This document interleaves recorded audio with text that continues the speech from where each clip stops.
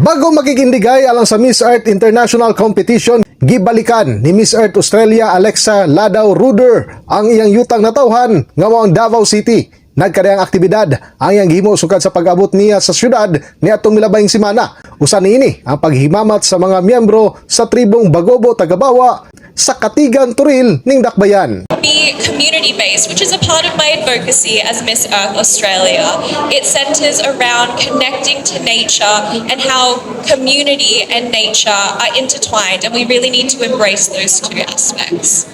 Gawas nini, isip usa ka kandidata sa Miss Earth, aduna usab kini aktibidad sa pagpreserba sa kinaiyahan sama na lamang sa pagtanom og mangroves sa Mangrove Sanctuary sa Barangay Astorga, Santa Cruz, Davao del Sur. Nagpaabot usab kini og mensahe sa mga nabiktima sa kusog nga linog dinhi sa Davao Region. Everyone has been affected by the earthquakes. It's a really challenging time at the moment. So please, if anyone needs anything, I hope that everyone's doing well.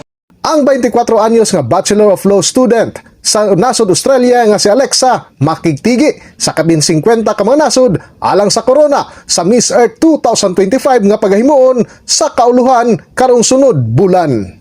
In the heart of changing lives, ako si Brigada Julius Pacot para sa 93.1 Brigada News FM Davao, the Music and News Authority.